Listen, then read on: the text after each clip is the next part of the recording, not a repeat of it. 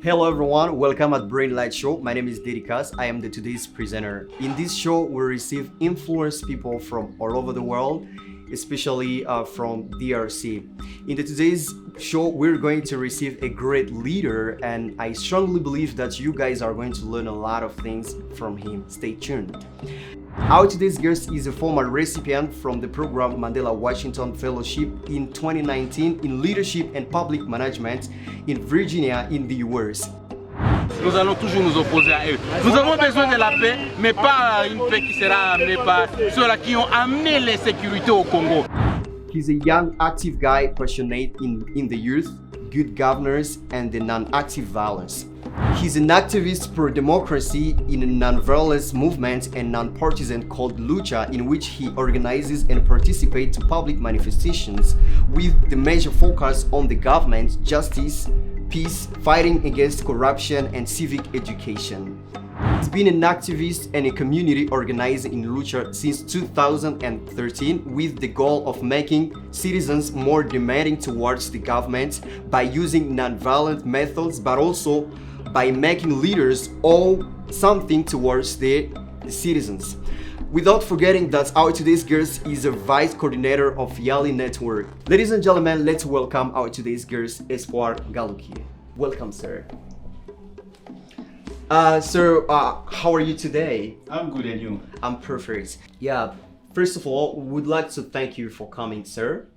We are looking forward to having some of your points of views about our questions that we're going to ask you in this show. First of all, we would like to ask you some questions. And our very first question is that you know that we all know that your commitment to the community it went viral in the country, and our very first question is that what motivated you to start this career? I have to thank you too for the invitation. You're welcome, sir. And I'm very happy to be the first guest. And I think it's not a very easiest question, but at the same time, it's an easiest question. The first thing which motivated me is the frustration of what we are living, in which situation we were born, we are living, and according to the perspective of the future, what do we plan for the next generation of our country?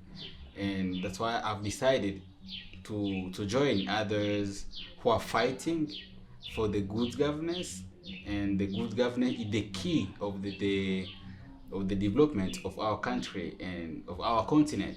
And that's why I've decided to join this non-violent and non-partisan movement, because we had violent movement, rebellions, and they didn't make the change. They were bringing war, and we are bringing peace. Absolutely. So, sir, thank you very much for answering to our question.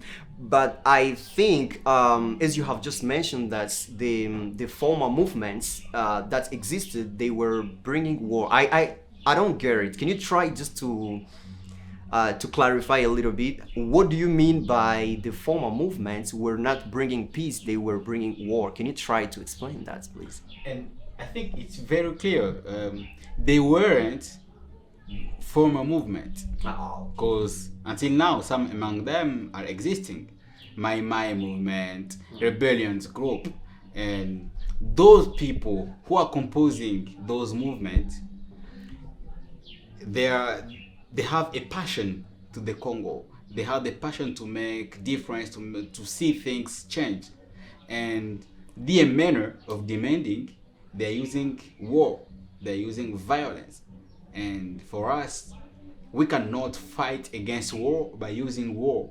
Absolutely. But we can fight war by using non-violent method. And we have some success stories around the world.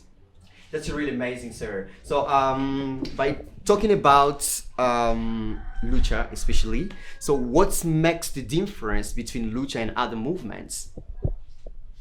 And I don't know other movements. What do you want to mean about other non-violent movements? Absolutely, other non-violent movements. What makes the difference between you guys and those movements? So, the first difference is Lucha is the first non-violent movement in DRC.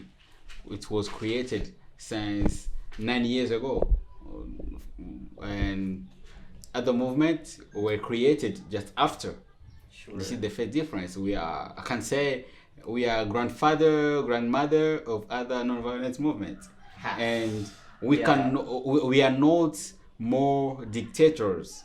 And another difference is our manner, our leadership. We don't have a vertical leadership, but we do have an horizontal leadership. We don't have the chief.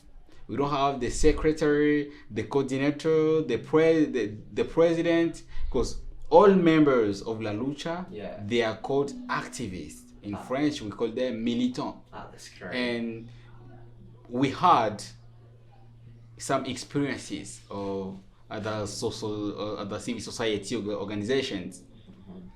And the difference was the majority of them, they are focused in the position of leaders. I'm the boss. I'm the one who decides. I'm the one who is giving money. Sure. I'm the one who is communicating about the organization. And that's why for us, we have to make the difference. Sure. And this is one of the difference. And I think the biggest difference is our values. That's great. Very good point. So, sir, without cutting you off, you mentioned leadership, right? So, nowadays in DRC, people are confusing position and leadership. What is exactly leadership exactly? According to you, what is leadership? So, leadership, I can define it as it's usually defined. The ability, the capacity to influence people. And this influence can be for good or bad things. Absolutely, because we have bad leaders like Hitler. I can't say, I can't qualify someone as a bad leader. If it's against my values, he can be a bad leader. But for him, he's in a good values. We don't have universal values, but a bad leadership. Try to think someone. Because for me, before explaining it clearly, for me, leadership is a key which have two ways. The first one to build, the second one is to destroy. Exactly. Sure. And for me, those good leaders are those who are making difference by building the country, by building their environment, by making solutions to problems. Exactly. So thank you very much for your clarifications. But I have also another question which is a little bit challenging. So can you tell us about some challenges that you're facing in your movements? Nowadays when you are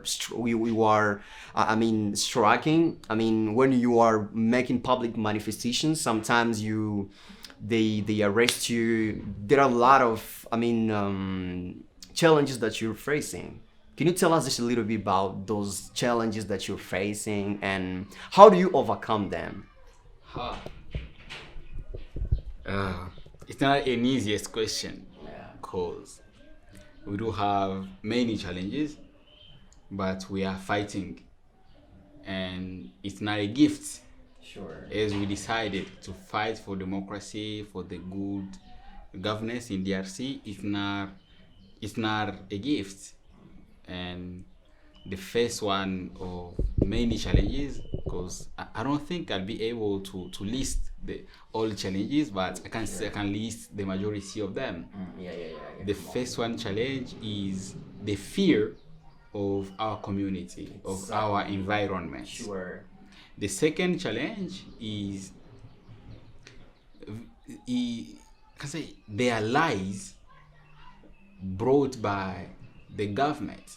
brought by those who are in power against us. There are some among them, they're saying those guys are founded by foreign countries. Sure, that was a question that I was about to ask you, because a lot of people are saying that you guys are maybe divided because of some of you they are giving them money just in order to split you, to divide you. So can you I don't know, do you have different groups of lucha, or lucha is only one in all over the country? Because it seems like you guys are divided. There is lucha, I don't know this name, lucha this one. So can you try to clarify the public about that?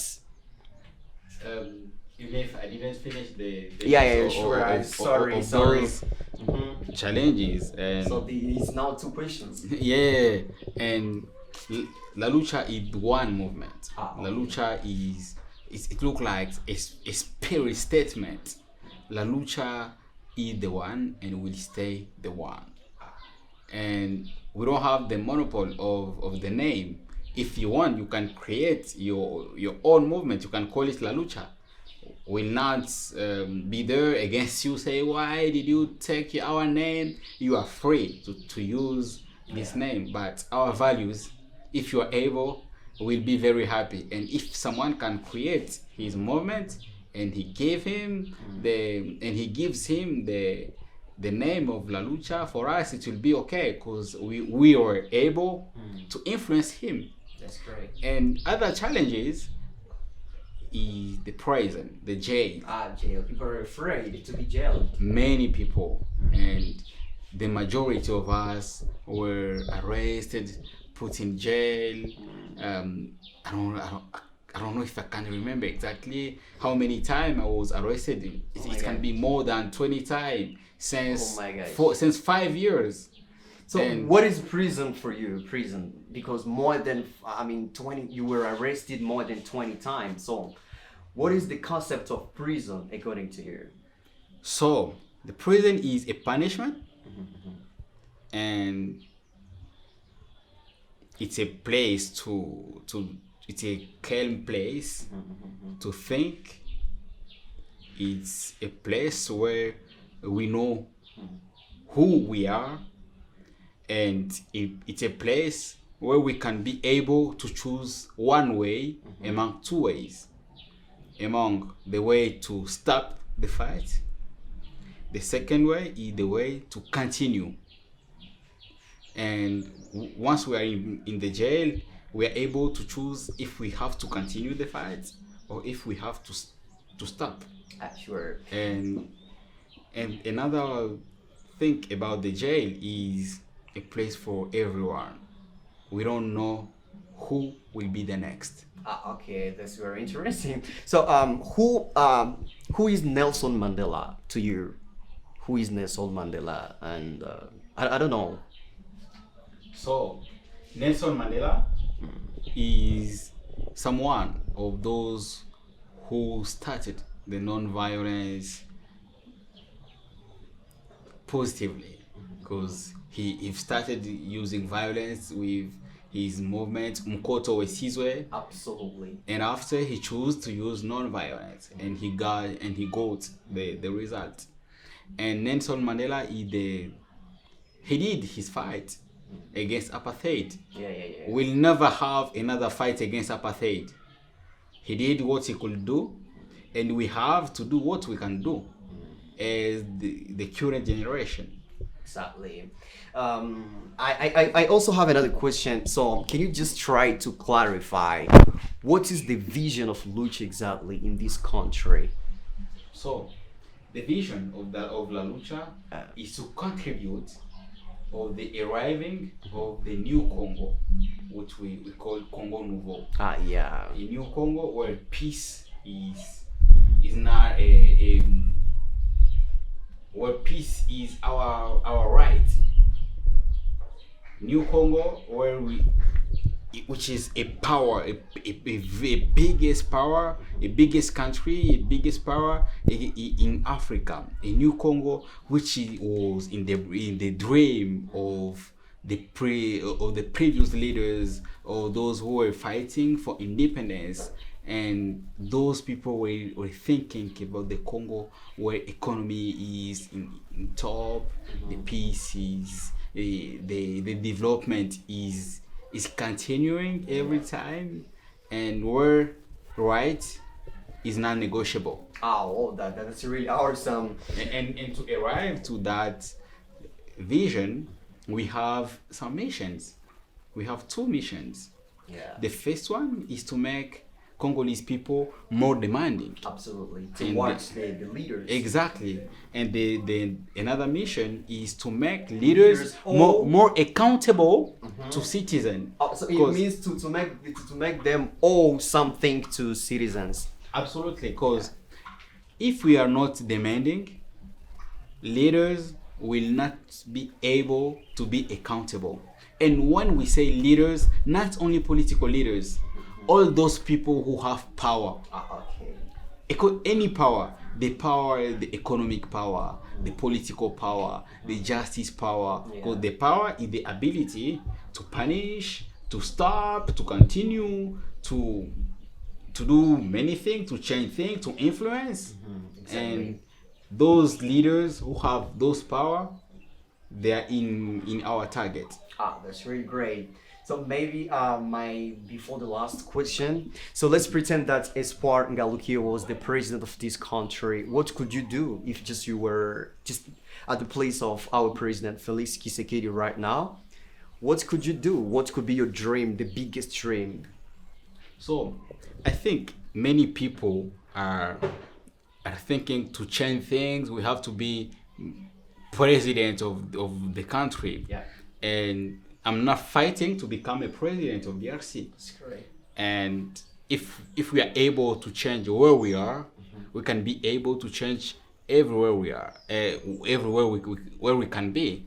And the key of the change is the vision. The vision is not just the associations of words. The vision is what we are doing now. Because I can't say my vision is to bring peace in east of Congo. My vision is to do this or that. And the mission is our path, what we are doing day by day. And thinking that if I were the president, I could do this. I'm trying to do what I can do as the citizen. To be part of the solution. Exactly, because we cannot be good political leaders or good president if we were not good citizens. Absolutely. Because being a good citizen, it means I have rights, I have duties. Absolutely. And I'm fighting for my rights, and I'm claiming my rights and my duties. I'm giving it too. So, excuse me, without cutting you off. So, it seems like there are some citizens, they even do not know about their duties, their rights. Don't you think that's a big problem? How can you be demanding? You even do not know your rights, your duties. This is a big problem to citizens. I think we have to make a diagnostic. Yeah. And a diagnostic is to know what is the cause of those things. And our education, our home education, our homeland education, our education, what we are seeing on TVs, what we are listening on radios, what we are seeing in churches. Because the church is one of the top place where people can be educated. But in Congo, people are not educated. In many churches, they are not educated. But in some churches, people are educated, but some among them just a business. Sure. With the proliferation of churches in Goma, it's terrible. And I think everyone have his part of the responsibility of educating people, of showing people what is our rights, what is our duties, because it's very difficult to be respectful of duties without having our right to be respected. Absolutely. And your duties are not mine. Okay? Because let me explain you. if I have a car, you don't have a car, we cannot have the same taxes to pay. Sure. Because I can't pay the tax of the car and I don't have a car. Yeah, it's impossible. Exactly. Yeah. And our right, for example, our right is to have roads. It's our right, our common road, our common right. Yeah. To have freedom of expression, it's a common right. To have peace, it's a common right. To have water, to have electricity, it's our common right. To have good health system, to have good education system, it's our common right. It's not the right to some people. And I know exactly that the majority of Congolese know their rights, know their duties, but to claim our rights, we are not, that majority is not the same. And I think we cannot claim our rights using the same manner. No, we can't. We cannot do it using the same manner. Some people are using artistical way. They are singing. They are drawing. Absolutely. And they are using movies. And others are writing on social media. It's okay too. It's a manner of fighting. So what is yours? Is guys from Lucha is doing public manifestations, or what are your ways of claiming? I don't know. We are mixing many manner which are non-violent, and one of the key many people know us, many people knew us. Many people knew us is those guys who are doing public demonstrations. And even if the policemen are there, they're beating us, they arrested us. You're getting stronger. And we have to fight. And not only in public demonstrations, we are using petitions, we are using media declaration, we are writing open letters. And we have many, and sometimes we use SMS campaigns. Wow. For example, some people are arrested, or we have a message to give to the parliamentarian. We share their name, and we are writing to them SMSs. Try to think, you are a parliamentarian, and you have to vote a law. For us, we have to give you our opinion. We are 10, 20, 50. We are texting you. You receive 50 SMSs coming from different numbers. Because the majority of our parliamentarians, they don't have mail address. The main manner to communicate is to use their phone for call, for SMSs. If we call, it's very expensive, but SMS is not expensive. And if we are calling with a new number, the majority of percentages is not to be picked up. And once we write an SMS, they can easily read the message. Yes, and we are using different words, but giving the same message. By using non-violent methods. Exactly, because if I text you as a representative of people, I say, please don't vote for corruption, don't vote for money, don't vote for someone just cause he gave you money, but vote something which reflect what people voted for you. And we are not giving people menaces. We are not injuring them. We are just communicate with them. Wow, I think this is very. Thank you very much for the clarifications, because I think now people are more. I think they got the message. They know very well now what you guys are doing, and even I, for sure, I did not know all those information. So thank you very much for sharing with us those. Incredible points of views. By the way, the very last question is that what is the message that you can give to young people who are, watching us right now, young people? So I have to thank everyone who are watching us now. And we are young today, but will not stay young forever. We were children, we are young, we're the next. And we are able to do many things. If we don't doing anything now, it will be very difficult to have change in DRC. The common need is development. We cannot be only people who will live in the development, but we are able to be people who can fight to get the development and use different menu. We cannot change our country by using one menu. If you are passionate in business, please do it better. If you are passionate in civil society, please do it better. If you are passionate in public administration, please go ahead. If you are passionate in politics, okay, go ahead and change things. If you are passionate in international relation diplomacy, please go ahead and do it. And do it by putting in mind work, transparency, non-corruption, Congo first.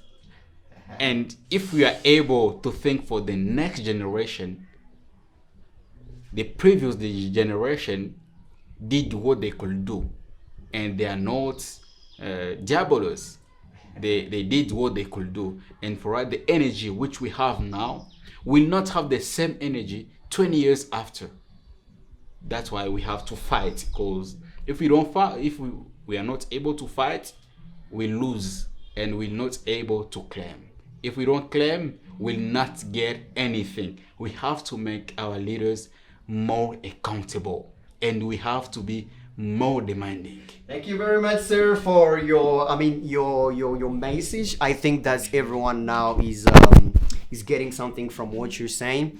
I think there is somebody who said that good leaders, only mature leaders, think about the next generation. So bad leaders, they think about their actual position. They don't think really about the next generation. So thank you very much. By the way, the very last point, can you just tell us what's your favorite word in English? My favorite word in English is hope. Hope. That's amazing. Why that word? We cannot live without having hope. And the hope, not passive hope, but inactive hope, means doing something now by hoping that something better will happen tomorrow, next time. Oh, that's great. Thank you, sir.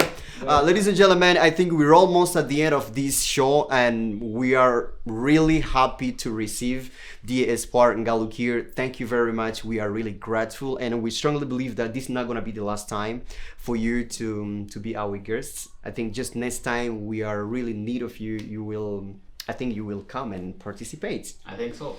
Thank you, sir. I think this is the end of our today's Brain Light Show. We were really honored to receive our great leader, Espoir Ngaluk here from the movement Lucha, and I think you guys have understood everything that he was saying. So thank you very much, and we're really looking forward to having you next time. Thank you. Have a great day.